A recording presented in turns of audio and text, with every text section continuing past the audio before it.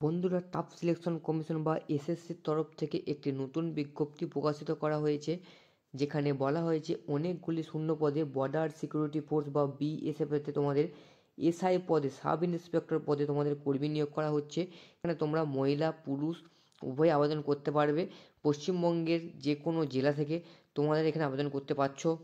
নমস্কার বন্ধুরা, ডব্লিউবি চাকরির চ্যানেলে তোমাদের সকলকে আরও একবার স্বাগতম জানাই। চলে এসেছি আবারও একটি গভর্নমেন্ট চাকরির বিজ্ঞপ্তির ভিডিও নিয়ে। বন্ধুরা, staff selection commission border security force BSF এর সাব ইন্সপেক্টর পদে 892টি শূন্য পদে সাব ইন্সপেক্টর এবং সাব ইন্সপেক্টর এক্সিকিউট পদে নিয়োগ করতে চলেছে। এসএসসির মাধ্যমে বিএসএফ এসআই নিয়োগ পুরুষ প্রার্থীদের জন্য 845টি এবং মহিলা প্রার্থীদের জন্য 45টি পদ ধার্য করা হয়েছে। যোগ্য প্রার্থীরা শুধুমাত্র স্টাফ সিলেকশন কমিশনের অফিসিয়াল ওয়েবসাইটের মাধ্যমে অনলাইনে আবেদন জানাতে পারবেন। বন্ধুরা, এসএসসির মাধ্যমে তোমাদের 892টি যে শূন্য পদে রাখা হয়েছে বিএসএফ বর্ডার সিকিউরিটি ফোর্সে এসআই পদে নিয়োগ হওয়ার জন্য, যার মধ্যে 45টি পদ থাকছে মহিলাদের জন্য এবং 845টি পদ থাকছে পুরুষদের জন্য। তোমাদের এখানে আবেদন জানানোর জন্য তোমাদের শিক্ষাগত যোগ্যতা কী চাওয়া হয়েছে, তোমাদের বয়স কত দূর পর্যন্ত চাওয়া হয়েছে, তোমাদের অ্যাপ্লিকেশন ফিস কত করে লাগবে, তোমাদের হাইট কত চাওয়া হয়েছে, সব কিছু বিস্তারিত এই ভিডিওটার মাধ্যমে আলোচনা করা হয়েছে। ভিডিওটা স্কিপ না করে লাস্ট পর্যন্ত দেখতে থাকো, তাহলে তোমরা আশা করি বুঝতে পারবে। আর বন্ধুরা, তোমরা যদি চ্যানেলে নতুন হয়ে থাকো, চ্যানেলটি সাবস্ক্রাইব করে দিয়ে নোটিফিকেশন বেলটি অন করে দিও চাকরির সঠিক তথ্য সবার আগে পাওয়ার জন্য। তোমাদের ওভারভিউটা একবার দেখে নেওয়া যাক। তোমাদের এখানে কোন নিয়োগ সংস্থা নিয়োগ করছে, স্টাফ সিলেকশন কমিশন বা এসএসসির মাধ্যমে তোমাদের এখানে নিয়োগ করা হচ্ছে। তোমাদের এখানে পদের নাম কি রাখা হয়েছে, বিএসএফ এসআই অর্থাৎ border security force sub inspector.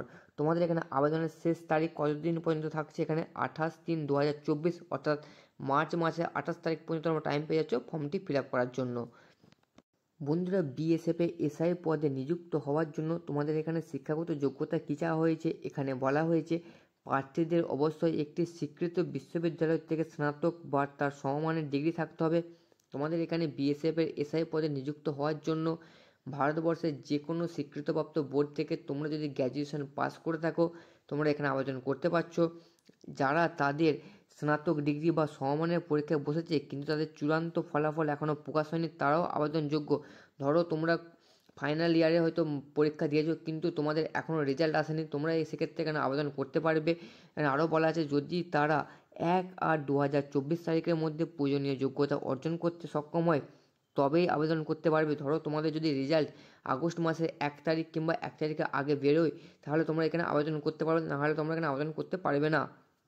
তোমাদের এখানে ডিগ্রি স্বীকৃতি কী বলা আছে, এখানে বলা আছে স্বীকৃত বিশ্ববিদ্যালয় থেকে ওপেন এবং ডিস্ট্যান্স লার্নিং মোডের মাধ্যমে প্রাপ্ত ডিগ্রি গৃহীত হয়। তোমরা এখানে যদি ওপেন থেকেও তোমরা যদি গ্র্যাজুয়েশন পাস করে থাকো তাহলে তোমরা এখানে আবেদন করতে পারছো, আর তোমরা যদি বিশ্ববিদ্যালয় থেকেও পাস করে থাকো সেক্ষেত্রেও এখানে আবেদন করতে পারছো। তোমাদের এখানে বয়স সীমা কতদূর পর্যন্ত চাওয়া হয়েছে, এখানে বলা আছে বিএসএফ এসআই নিয়োগের জন্য আবেদনকারী প্রার্থীদের বয়স সীমা বিভাগ অনুসারে পরিবর্তিত হয়। সাধারণত 1/8/2024 তারিখ প্রার্থীদের বয়স 20 থেকে 25 বছরের মধ্যে হতে হবে। তোমাদের এখানে আগস্ট মাসের 1 তারিখ হিসাবে তোমাদের এখানে বয়স কাউন্টিং করা হচ্ছে। তোমাদের 1 তারিখ হিসাবে যদি তোমাদের বয়স 20 থেকে 25 বছরের মধ্যে হয়ে থাকে তোমরা এখানে আবেদন করতে পারছো। সরকারি নিয়ম অনুসারে সংরক্ষিত ক্যাটাগরি প্রার্থীদের জন্য বয়সের ছাড় রয়েছে। তোমরা এখানে এসসি এসটি বা ওবিসি ক্যাটাগরি প্রার্থী হয়ে থাকলে তোমরা এখানে বয়সের ছাড় পেয়ে যাচ্ছ আবেদন করার জন্য। তোমাদের এখানে এসসি ক্যাটাগরিদের জন্য কতটুকু পর্যন্ত বয়সের ছাড় রয়েছে, এসসিদের জন্য 5 বছরের ছাড় পেয়ে যাচ্ছ বয়সের উপর। তোমরা যদি ওবিসি ক্যাটাগরি হয়ে থাকো সেক্ষেত্রে তোমরা এখানে 3 বছরের ছাড় পেয়ে যাচ্ছ বয়সে। তোমাদের এখানে পুরুষদের জন্য কত সেন্টিমিটার হাইট এবং বুকের চেস্ট চাওয়া হয়েছে, এখানে বলা হয়েছে ন্যূনতম উচ্চতার প্রয়োজন 170 সেন্টিমিটার এবং বুকের পরিমাপ চাওয়া হয়েছে 80 সেন্টিমিটার, না ফুলিয়ে সেটা তোমাদেরকে ফুলিয়ে 25 সেন্টিমিটার করতে হবে। নির্দিষ্ট পার্বত্য এলাকা প্রার্থীদের জন্য 165 সেন্টিমিটার উচ্চতা প্রয়োজন চাওয়া হয়েছে। তোমাদের নির্দিষ্ট পার্বত্য এলাকার প্রার্থীদের বলতে বোঝানো হয়েছে গোর্খা, গরুইলস এবং অরুণাচল প্রদেশ। তোমরা যদি প্রার্থী হয়ে থাকো সেক্ষেত্রে তোমাদের উচ্চতা 165 সেন্টিমিটার চাওয়া হয়েছে। তপশিলি উপজাতি প্রার্থীদের উচ্চতার প্রয়োজন 162.5 সেন্টিমিটার এবং বুকের ছাতি চাওয়া হয়েছে 77 সেন্টিমিটার, না ফুলিয়ে সেটা তোমাদের 82 সেন্টিমিটার করতে হবে। তোমাদের এখানে তপশিলি উপজাতি বলতে বোঝানো শুধুমাত্র এসটিদের জন্য এখানে বোঝানো হয়েছে। তোমরা যদি এসটি ক্যাটাগরি প্রার্থী হয়ে থাকো সেক্ষেত্রে তোমাদের হাইট চাওয়া হয়েছে 162.5 সেন্টিমিটার। দেখে নেওয়া যায় তোমার মহিলাদের জন্য কত পর্যন্ত হাইট চাওয়া হয়েছে, এখানে বলা হয়েছে মহিলাদের প্রার্থীদের জন্য 157 সেন্টিমিটার হাইট চাওয়া হয়েছে। মহিলা প্রার্থীদের জন্য বুকের পরিমাপের প্রয়োজন নাই, নির্দিষ্ট পার্বত্য এলাকা মহিলাদের জন্য 155 সেন্টিমিটার উচ্চতার প্রয়োজন চাওয়া হয়েছে। তপশিলি উপজাতিতে মহিলাদের জন্য ন্যূনতম 154 সেন্টিমিটার প্রয়োজন। তোমাদের এখানে যে মহিলাদের যে হাইটটা চাওয়া হয়েছে 154 সেন্টিমিটার, সেটা এসটিদের ক্ষেত্রে এখানেও চাওয়া হয়েছে 154 সেন্টিমিটার। তপশিলি উপজাতিদের জন্য আর পার্বত্য এলাকাদের জন্য যেমন বলেই দিলাম আমি, গোর্খা, গোরুইলস, অরুণাচল প্রদেশে যদি বাসিন্দা হয়ে থাকো সেক্ষেত্রে তোমাদের 155 সেন্টিমিটার হাইট চাওয়া হয়েছে। তোমাদের এখানে কোনো রকম চেস্ট চাওয়া হয়নি। তোমাদের এখানে আবেদন করার জন্য আবেদন ফিস কত করে লাগছে, এখানে বলা আছে বিএসএফ এসআই নিয়োগ 2024 আবেদন ফিস 100 টাকা করে লাগছে। মহিলা প্রার্থী এবং তপশিলি জাতি এসসি, তপশিলি উপজাতি এসটি এবং প্রাক্তন সেনাকর্মীদের কোনো ফি দিতে হবে না। ফি শুধুমাত্র অনলাইন মোড যেমন ভীম ইউপিআই, নেট ব্যাঙ্কিং বা ভিসা, মাস্টার কার্ড, মাস্ট্রো বা রুপে ক্রেডিট বা ডেবিট কার্ড ব্যবহার করে প্রদান করা যেতে পারে। তোমাদের এখানে শুধুমাত্র জেনারেলদের জন্য 100 টাকা করে লাগছে ফর্মটি ফিল আপ করার জন্য। তোমরা যদি এসসি এসটি বা তোমরা যদি প্রাক্তন সেনাকর্মী হয়ে থাকো তোমাদের এখানে কোনো রকম ফিস দিতে হচ্ছে না, সম্পূর্ণ বিনামূল্যে তোমরা আবেদন করতে পারছো। তোমাদের যে 100 টাকা করে ফিস নেওয়া হচ্ছে সেটা তোমরা অনলাইনের মাধ্যমে পেমেন্ট করতে পারবে। ভীম ইউপিআই, রুপে কার্ড, ডেবিট কার্ডের মাধ্যমে তোমরা এখানে পেমেন্ট করতে পারছো। তোমাদের আবেদনের পদ্ধতি কীভাবে থাকছে, তোমাদের এখানে অনলাইনের মাধ্যমে তোমাদের আবেদন করতে হবে। এখানে বলা হচ্ছে স্টাফ সিলেকশন কমিশনের নিজস্ব অফিসিয়াল ওয়েবসাইটে প্রথমে প্রবেশ করতে হবে।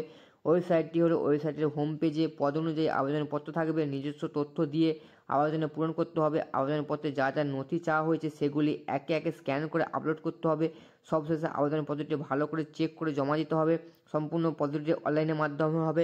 আমি তোমাদেরকে প্রথমেই বললি যে অনলাইনের মাধ্যমে তোমাদের এখানে আবেদন করতে হচ্ছে। তোমরা যারা যারা চাইতো আবেদন করার জন্য আবেদন করে ফেলো।